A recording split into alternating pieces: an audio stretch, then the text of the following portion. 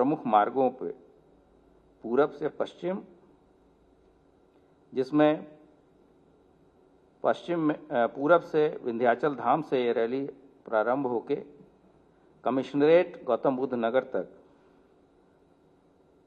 चलेगी तथा उत्तर से प्रारंभ होने वाली रैली का शुभारंभ स्वयं माननीय मुख्यमंत्री जी के द्वारा आज देवीपाटन धाम से जनपद बलरामपुर से प्रारंभ होकर इनका समापन जनपद ललितपुर में होगा। विंध्याचल धाम से शुरू होने वाले रैली का भी उद्घाटन प्रदेश सरकार के माननीय मंत्री के द्वारा किया गया है। इस रैली का आयोजन महिला एवं बाल सुरक्षा संगठन के समन्वय से किया जा रहा है। साथ ही साथ संबंधित जनपद जो रूट में आएंगे उनको सभी एडमिनिस्ट्रेटिव हेल्प करने के निर्देश डीजीपी उत्तर प्रदेश के द्वारा दिए गए हैं। जो रूट व्यवस्था है वो सभी आप लोगों को अभी उसकी सॉफ्ट कॉपी दे दी जाएगी।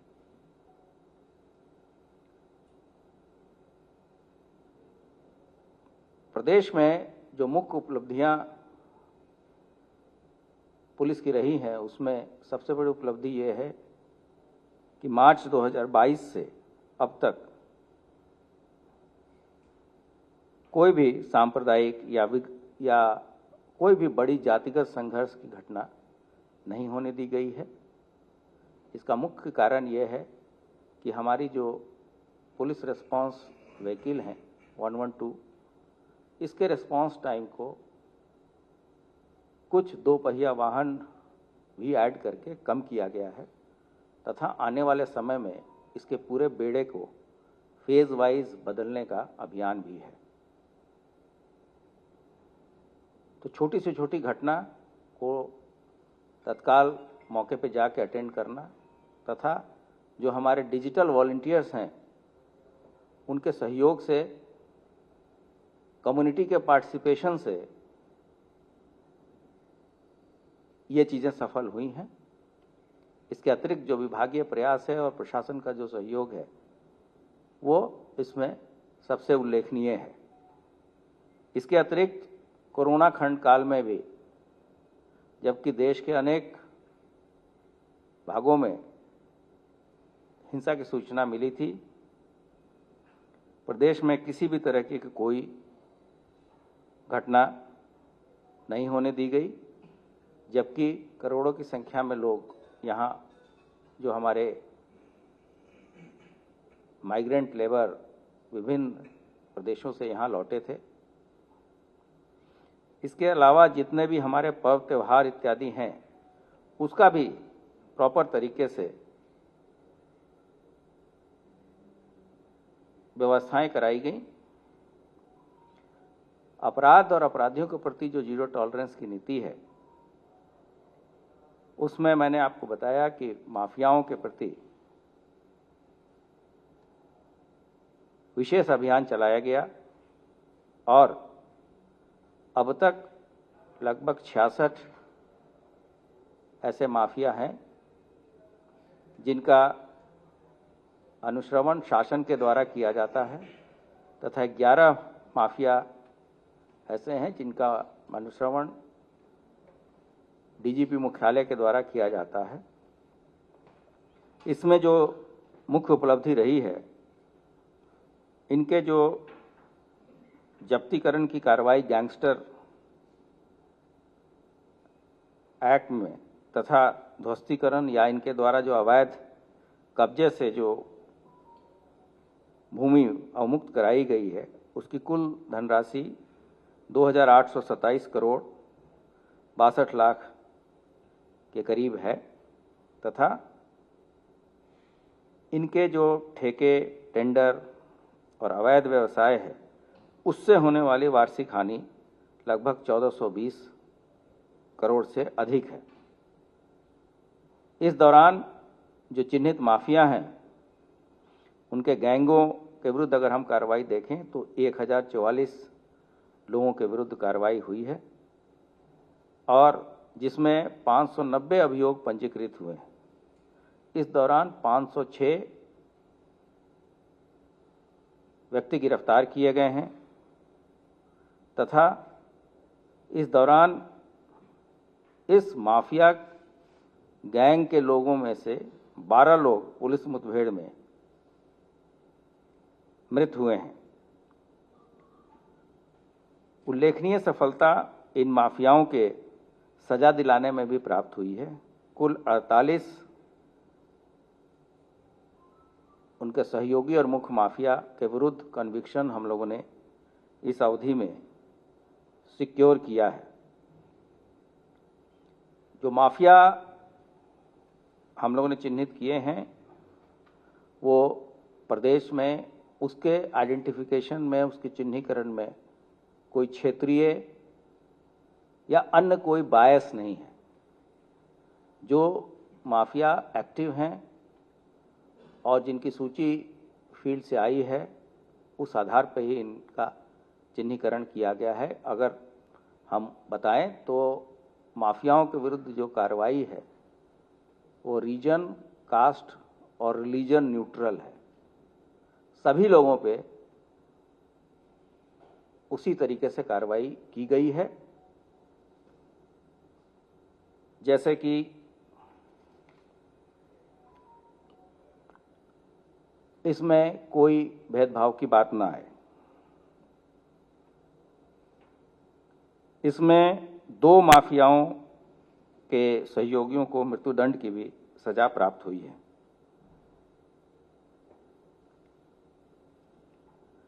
अभी तक पिछले 6 सालों में जो पुलिस कार्रवाई हुई है उसमें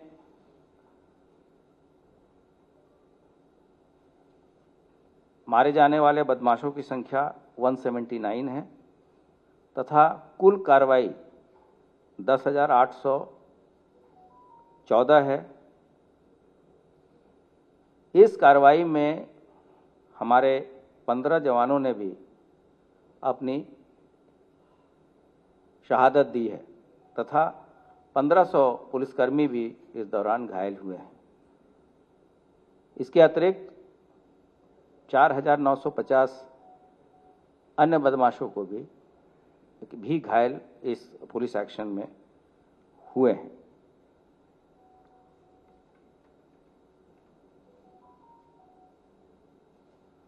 इन सब का परिणाम यह है, अपराध और अपराधियों के प्रति कठोर कार्रवाई का जो परिणाम है उसके कारण जो NCRB national crime record bureau के जो लेटेस्ट आंकड़े जारी हुए हैं उसके अनुसार जो क्राइम रेट अगर हम देखें तो क्राइम रेट के हिसाब से 24वें स्थान पर उत्तर प्रदेश का नंबर है। मतलब कि ऐसे 23 स्टेट्स या यूनियन टेरिटरी हैं जिसमें अपराध की दर उत्तर प्रदेश से अधिक है। उसी तरीके से महिला संबंधी अपराधों में कि कुल अपराध अगर हम देखें तो उसमें 16वें स्थान पर हैं तथा बलात्कार के केसेस में हमारा रैंकिंग 24 है। इसका मतलब 23 राज्य या यूनियन टेरिटरी ऐसे हैं जहां पर यहाँ से ज़्यादा क्राइम रेट है बलात्कार की श्रेणी में। जो मुख्य उपलब्धियां हैं वो हम आपके साथ शेयर करेंगे। पिछले 8-9 वर्षों में हम लोगों ने 20 कैपिटल पनिशमेंट सिक्योर किए हैं, मतलब मृत्युदंड की सजा। ये दर्शाता है कि यहाँ का जो अभियोजन शाखा है और पुलिस विभाग इसमें बहुत ही अच्छा समन्वय है तथा इस दौरान जो भी साक्षीगण हैं उनको हम लोग प्रॉपर सुरक्षा देते हैं। इस संबंध में जो माननीय सर्वोच्च न्यायालय के विटनेस प्रोटेक्शन के निर्देश हैं, उसका 100% अनुपालन कराया जाता है।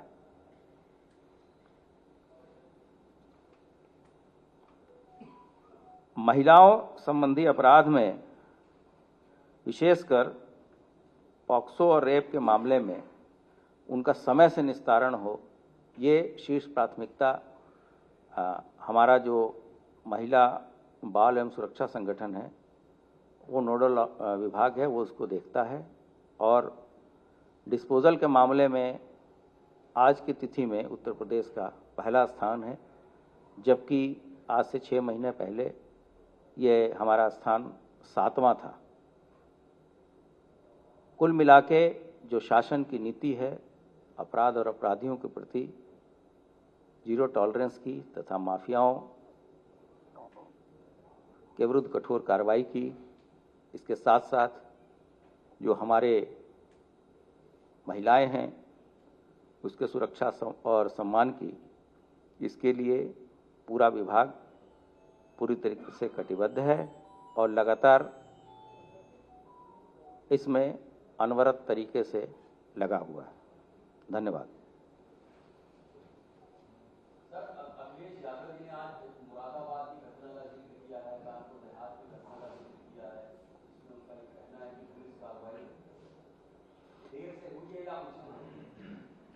मैं किसी राजनीतिक उस पर टिप्पणी नहीं करना चाहता, लेकिन जो घटनाएं हुई हैं उसमें त्वरित कार्रवाई की गई है और जहां भी लैप्सेस पाए गए हैं वहां पनिश भी किया गया है। मुरादाबाद में इंस्पेक्टर के विरुद्ध भी कार्रवाई की गई है और उसमें गिरफ्तारियां हो चुकी हैं। जहां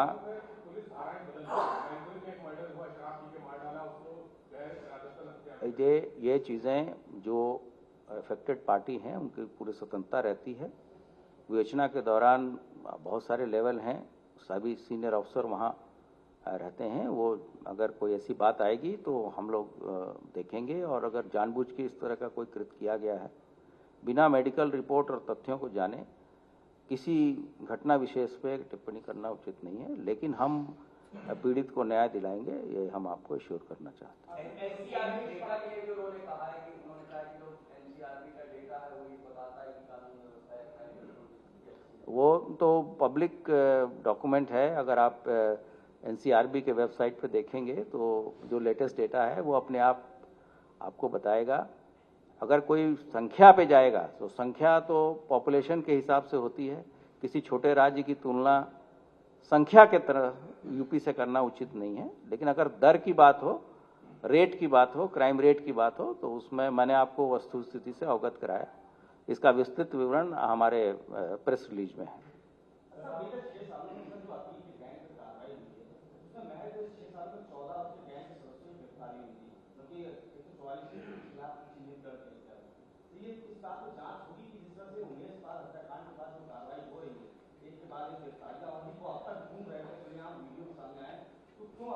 नहीं,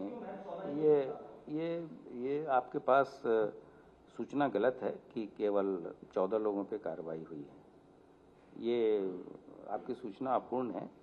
इसमें इस गैंग के प्रति जो टोटल 14/1 में जब्तीकरण की कार्रवाई हुई है वो 1168 करोड़ रुपए से ज़्यादा की है, जिसमें कि जब्तीकरण और ध्वस्तीकरण दोनों इंक्लूडेड हैं।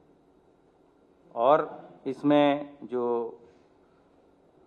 51 अभियोग पंजीकृत कराए गए हैं, 68 शस्त्र लाइसेंस के विरुद्ध भी कार्रवाई की गई है, 22 लोगों की हिस्ट्री शीट खोली गई है और 100 से अधिक लोगों पे पुलिस ने कार्रवाई की है। नहीं, वो चीज़ें कोई पुलिस जो कानूनी तरीके से चीज़ें सही होती हैं वही करती है। और जो जिस घटना की आप बात कर रहे हैं उसके बारे में विभाग के द्वारा, शासन के द्वारा स्पष्ट किया जा चुका है। कोई भी मुलजिम इसमें बच नहीं पाएगा। और आप देख रहे होंगे लगातार पुलिस इसमें बहुत ही साइंटिफिक इन्वेस्टिगेशन कर रही है और इस संबंध में कल बहुत ही उल्लेखनीय सफलता मिली है, जिसमें 5 लोग गिरफ्तार किए गए हैं। और जो इस हमारे पुलिस कमिश्नर ने वहाँ से विस्तृत प्रेस वार्ता इस समय उन्होंने किया था और उनके द्वारा जो प्रेस रिलीज जारी किया था लखनऊ में भी उसको शेयर किया गया।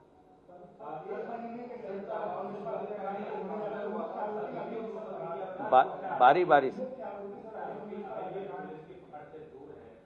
नहीं,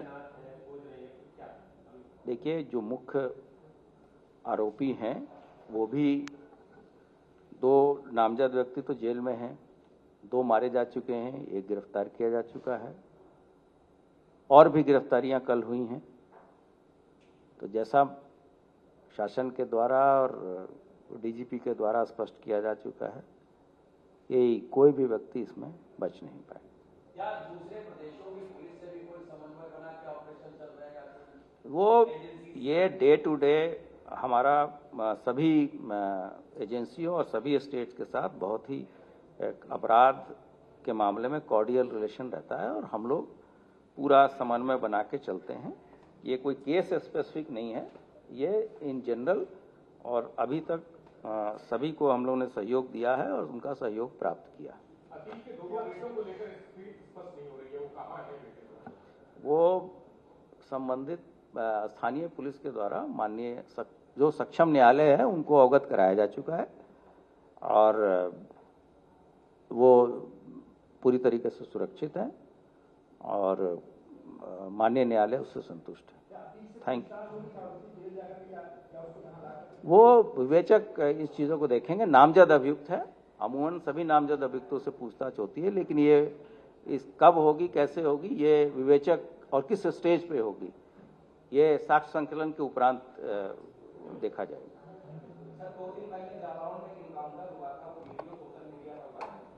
ये अब स्टेट के वहाँ ये चीज़ें लोकल स्तर पे आप पूछें, और बदमाश वो था और चीज़ें जो ट्वीट आती हैं उसमें बहुत सारी चीज़ें आपने देखी होंगी जो फैक्चुअली भी इनकरेक्ट होती हैं। मैं उस स्पेसिफिक इंसिडेंट या ट्वीट के बारे में नहीं बोल रहा हूँ, बहुत सारी चीज़ें अपने हिसाब से भी लोग ट्वीट कर देते हैं जिसको समय समय पे हम लोग अपना वर्षन भी देते हैं, उसका खंडन भी करते हैं। धन्यवाद।